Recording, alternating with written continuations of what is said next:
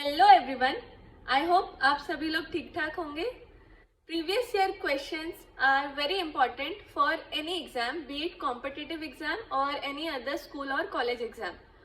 College या फिर school exams में भी हम क्या करते थे, एग्जाम से थोड़े दिन पहले प्रीवियसली जो क्वेश्चंस आए हुए हैं उनको देख के जाते थे, उनको प्रिपेयर करके जाते थे। कॉलेज में तो स्पेशली ऐसा ही करते हैं। अब यूपीएससी के लिए भी प्रीवियस ईयर क्वेश्चंस बहुत इंपॉर्टेंट है, but most of the time हम क्या करते हैं, उनको नेग्लेक्ट कर देते हैं क्योंकि मार्केट में और भी काफ़ी सारे रिसोर्सेज अवेलेबल है। हम मॉक टेस्ट के पीछे भागते रहते हैं और हम प्रीवियस ईयर क्वेश्चंस को छोड़ देते हैं। This is true for both prelims and mains. लेकिन आज की वीडियो का पर्पस ये है कि आपको पता चले कि प्रीवियस ईयर क्वेश्चंस की क्या इंपॉर्टेंस होती है और आपको इन्हें कैसे एनालाइज करना है ताकि आपको ज़्यादा से ज़्यादा वैल्यू मिल सके उनसे। तो चलिए आज की वीडियो स्टार्ट करते हैं। सबसे पहले आपको करना यह है कि आपको लास्ट 5 to 10 ईयर के क्वेश्चन पेपर्स डाउनलोड कर लेने हैं अलॉन्ग विथ आंसर की, और यह आपको दोनों प्रीलिम्स और मेंस के लिए करना है और हर एक सब्जेक्ट के लिए भी करना है, जैसे GS1, GS2, GS3 सबके लिए आपको ये करना है। एटलीस्ट 5 ईयर्स के आप डाउनलोड करके रख लो। और मेंस की तो आंसर की नहीं आती है, लेकिन प्रीलिम्स के लिए आंसर की होती है, तो आप उसको डाउनलोड करके रख लो आंसर की के साथ। देन आप, ये हो गया फर्स्ट स्टेप। सेकेंड स्टेप ये है कि बस उन क्वेश्चंस को सॉल्व करने से आपको, या फिर उन क्वेश्चंस को पढ़ लेने से आपको कुछ नहीं मिलने वाला है। आपको उसमें से उनको एनालाइज करना है, और एनालाइज करने का सबसे अच्छा तरीका ये होता है कि आप सारे पेपर्स लो, हर एक साल का पेपर लो और देखो कि हर एक सब्जेक्ट में से कितने क्वेश्चंस आ रहे हैं। जैसे कि पॉलिटी से कितने क्वेश्चन आ रहे हैं, इकोनॉमिक्स से कितने आ रहे हैं, एंशिएंट हिस्ट्री से कितने आ रहे हैं, मिडाइवल से कितने आ रहे हैं, मॉडर्न से कितने आ रहे हैं। तो जब आप ऐसे करके एक्सरसाइज करोगे तो आपको पता चलेगा कि पॉलिटी और इकोनॉमिक्स आर वेरी इंपॉर्टेंट, क्योंकि इनसे हर साल क्वेश्चन आते हैं और काफ़ी सारे क्वेश्चन आते हैं। तो देखो, ये एक चीज़ है कि आप ये एक्सरसाइज खुद से भी कर सकते हो, या फिर आप मृणाल सर की वेबसाइट या फिर और भी दूसरी वेबसाइट्स हैं जिनको विजिट कर सकते हो, जहाँ पे ये एनालिसिस ऑलरेडी किया हुआ है ईयर बेसिस पे। तो सबसे पहले चीज़ हो गई ये कि आपको वो पेपर डाउनलोड करने हैं और उनका एनालिसिस करना है। एनालिसिस कैसे करना है वो अभी थोड़ा सा हम डिस्कस करेंगे। ऑल्दो ये एनालिसिस आपको किया हुआ मिल जाएगा, बट अगर आप खुद से करोगे तो आपको बहुत सारी चीज़ें समझ आएंगी। तो सबसे पहले तो आपने देख लिया कि कौन से सब्जेक्ट में से ज़्यादा क्वेश्चन आ रहे हैं। सपोज पॉलिटी से कम 20 से 25 मार्क्स का क्वेश्चन आ रहा है, तो अब आप पॉलिटी को देखो, स्पेसिफिकली पॉलिटी देखो। पॉलिटी में देखो कि कौन से चैप्टर से ज़्यादा क्वेश्चन आ रहे हैं और कौन से चैप्टर से रिपीटेडली क्वेश्चन आ रहे हैं। जैसे कि अगर आप एनालिसिस करोगे तो आपको पता चलेगा फंडामेंटल राइट्स वाला चैप्टर है, या फिर कॉन्स्टिट्यूशन का मेकिंग ऑफ कॉन्स्टिट्यूशन वाले चैप्टर्स है, या फिर फंडामेंटल ड्यूटीज और DPSPs पार्लियामेंट वाला चैप्टर।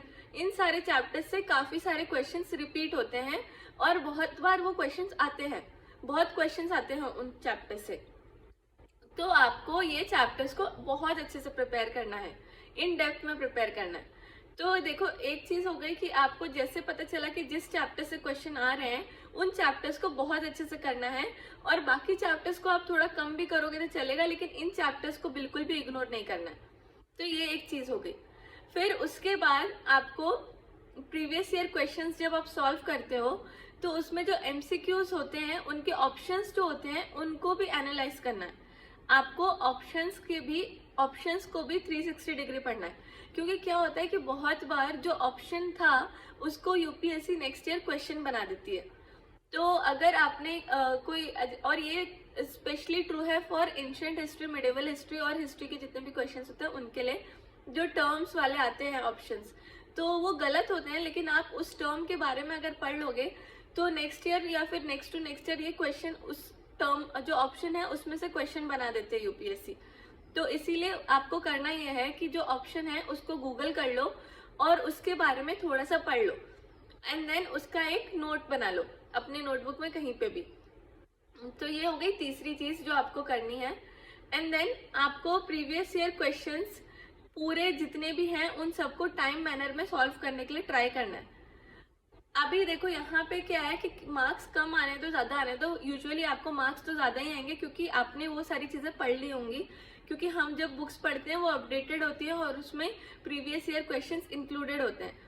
तो यहाँ पे अगर आपको ज़्यादा अच्छे मार्क्स आ रहे हैं तो ज़्यादा प्राउड मत फील करना या फिर एकदम से उड़ने मत लग जाना, क्योंकि इसमें आपको ज़्यादा अच्छे मार्क्स तो आएंगे ही, वो ज़्यादा चांसेस होता है कि आपको अच्छे मार्क्स आएंगे। और थोड़े क्वेश्चंस आपको नहीं भी होंगे सॉल्व, क्योंकि आपसे नहीं होंगे सॉल्व, क्योंकि वो उस साल के करंट अफेयर्स पे बेस्ड होंगे। तो जो वैसे क्वेश्चंस है उनको आप इग्नोर कर सकते हो। करंट अफेयर्स भी वैसे भी रिपीट नहीं होता है, करंट अफेयर्स के क्वेश्चन आपको प्रीवियस ईयर क्वेश्चंस पे ध्यान तो स्टैटिक पार्ट पे ही देना है।